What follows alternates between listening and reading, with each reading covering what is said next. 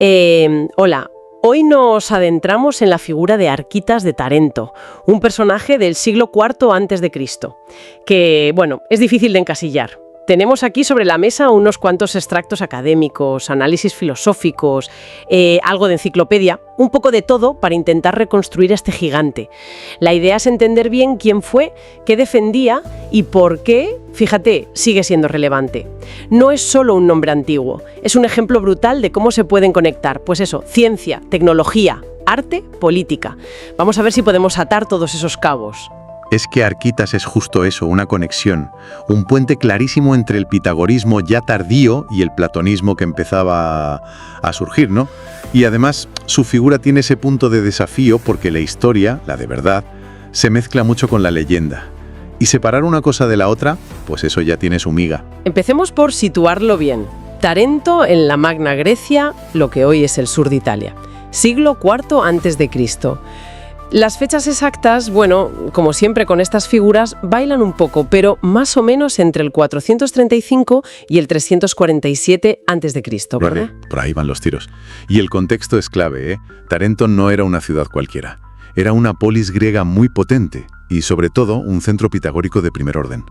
Arquitas fue una figura central de esa escuela, uno de los pitagóricos tardíos más importantes, y conocido por eso, por mezclar matemáticas, música, mecánica y acción política. Claro, porque las fuentes insisten mucho en eso, que no era un pensador encerrado en su torre de marfil, no. Se habla de él como estratego, o sea, general y líder político de talento. Y un dato que me llamó mucho la atención al revisar el material, que fue reelegido 7 veces, cuando al parecer la ley no lo permitía. Sí, 7 veces. Eso te dice muchísimo de su prestigio, de la confianza que inspiraba. Esa reelección, que era totalmente anómala, sugiere una habilidad política fuera de lo común y una reputación de integridad, vamos. Las fuentes destacan eso, su capacidad para gobernar sin violencia y cómo Tarento floreció con él, en riqueza y población. No era solo teoría, lo aplicaba. Y luego está su relación con Platón. Los textos antiguos los pintan como amigos. Incluso se cuenta esa historia de que Arquitas intentó echarle una mano a Platón con el tirano Dionisio II de Siracusa, enviando un barco y todo. ¿Qué importancia tiene este vínculo? Es fundamental para ver cómo circulaban las ideas. Platón, según cuenta la tradición, viajó a Italia justo para conocer el pitagorismo, y lo hizo con Arquitas. Esa conexión personal fue un canal directo. Ideas matemáticas, filosóficas, pitagóricas, influyeron en Platón. Se nota, por ejemplo, en diálogos como el Timeo o el Menón. Es un momento clave de verdad. O sea que tenemos al filósofo, matemático, músico, astrónomo, ingeniero, político, general, un polímata en toda regla.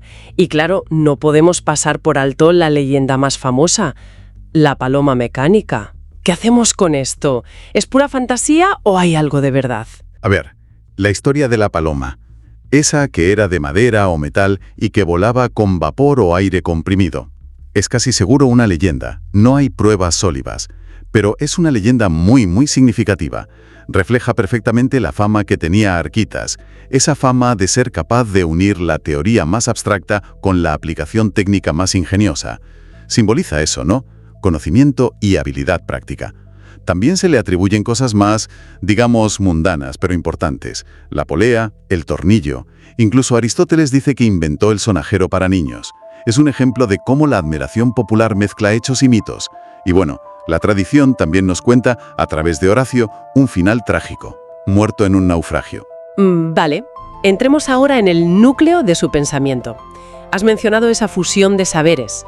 ¿Cuál era la idea central, el hilo conductor de todo para Arquitas, según lo que podemos reconstruir? La idea fundamental, que viene del pitagorismo, pero que él desarrolla, es que las matemáticas, el número, pero sobre todo la proporción, la analogía, son la clave del universo.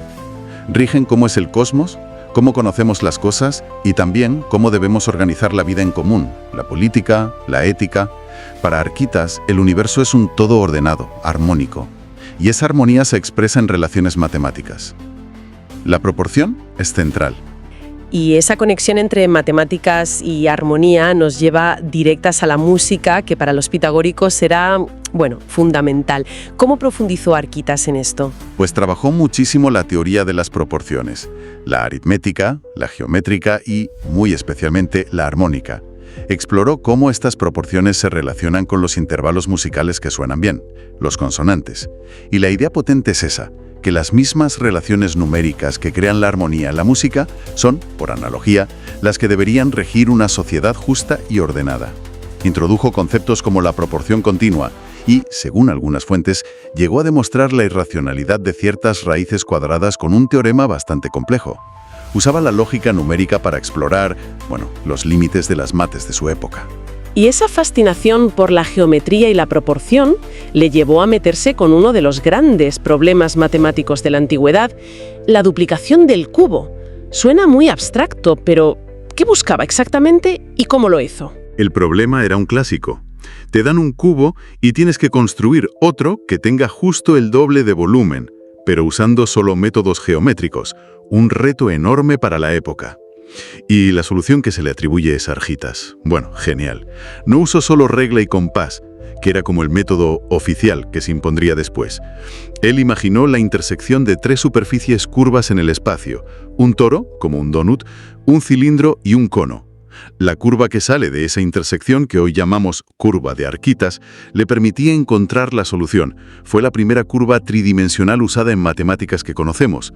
Más allá del resultado en sí, demuestra una capacidad increíble para visualizar y manipular formas complejas en 3D, algo asombroso para su tiempo. Esa capacidad de visualización tridimensional para las matemáticas puras se trasladaba también al mundo físico, porque su fama como ingeniero y mecánico es casi igual de grande, aunque aquí es donde la leyenda de la paloma, como decías, pues se hace fuerte. Exacto, esa conexión entre teoría y práctica es absolutamente central en él. La paloma será un mito, probablemente, pero refleja una verdad sobre su reputación. Arquitas era visto como alguien que no solo entendía los principios matemáticos abstractos, sino que sabía aplicarlos para crear cosas, para resolver problemas técnicos.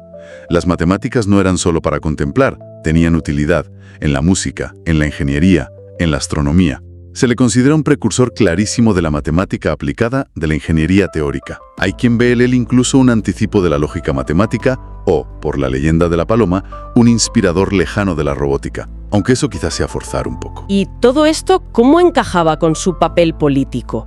¿Cómo conectaba las proporciones matemáticas y la ingeniería con el gobierno de Tarento? Parecen mundos muy distintos. Sí, pues para Arquitas no lo eran.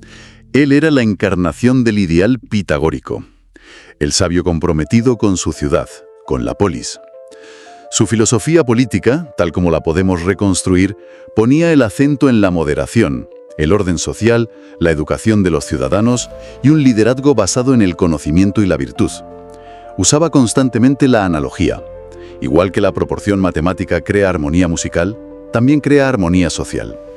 La justicia, para él, era una cuestión de encontrar el equilibrio, las proporciones correctas en las relaciones sociales, en la distribución de bienes. Y aquí entra un concepto clave que le atribuyen, la logística. No es solo calcular, es la ciencia del razonamiento numérico aplicado a los asuntos prácticos. Creía que esta herramienta matemática podía ayudar a lograr acuerdos justos, consensuados, por ejemplo, al repartir la propiedad, y así evitar conflictos internos, mantener la paz social. Era casi como proponer un algoritmo racional para la convivencia. Distinguía entre ciencias teóricas, mates, física, y prácticas, política, ética, pero veía las primeras como el fundamento de las segundas. Siendo tan prolífico en ideas y en campos tan diversos, una esperaría que hubiera dejado una obra escrita considerable. ¿Qué nos ha llegado de Arquitas? Pues aquí nos damos de bruces con la realidad de la transmisión de textos antiguos. Es duro, pero no conservamos ninguna obra completa suya. Su pensamiento nos llega a trozos, a través de citas, de referencias en autores posteriores: Porfirio, Jámblico, Diógenes Laercio, Aristóteles, Eudemo. Muchos. Sabemos que escribió sobre matemáticas, música, mecánica, astronomía, quizá ética o leyes, pero los títulos exactos son inciertos. Y encima, muchos textos que circularon más tarde con su nombre se consideran falsificaciones posteriores, lo que se llama textos espurios, o sea, que hay que ir con cuidado. Entonces, si no tenemos sus libros, ¿Cómo se explica que su influencia haya sido tan duradera? Su impacto fue sobre todo indirecto, pero muy, muy profundo. Primero, a través de la propia tradición pitagórica, que él revitalizó. Segundo, y esto es crucial, por su influencia en Platón, como ya hemos comentado. Platón recogió elementos de su pensamiento matemático y cosmológico.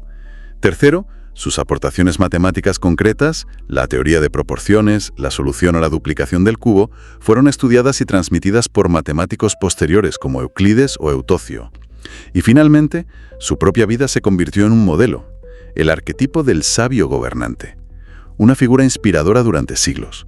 Se le ve como eso, como una bisagra entre el pitagorismo clásico y la ciencia helenística que vendría después.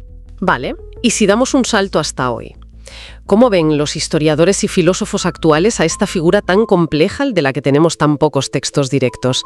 ¿Qué es lo que más se valora de Arquitas ahora? Pues la visión moderna es, lógicamente, prudente. Se intenta separar el núcleo histórico fiable, su pitagorismo, su genio matemático, su liderazgo político en Tarento, de toda la parte legendaria. Pero lo que fascina hoy es precisamente esa integración de saberes. Se le valora muchísimo como un ejemplo pionero de interdisciplinaridad. Estudiarlo es clave para entender cómo se concebía y se practicaba el conocimiento en la Grecia antigua, antes de que todo se especializara tanto. Y es fundamental para comprender esa transición crucial, desde una matemática con un punto místico, como la pitagórica inicial, hacia una racionalidad científica más estructurada, como la que luego desarrollarán Platón y Aristóteles. Y más allá del interés puramente histórico, ¿hay ideas de Arquitas que sigan teniendo, no sé, alguna chispa, alguna relevancia para nosotros, ahora en el siglo XXI? Muchísima, yo diría que sí. Su manera de integrar disciplinas es asombrosamente moderna. Anticipa claramente lo que hoy llamamos STEAM: ciencia, tecnología, ingeniería, artes y matemáticas, todo junto.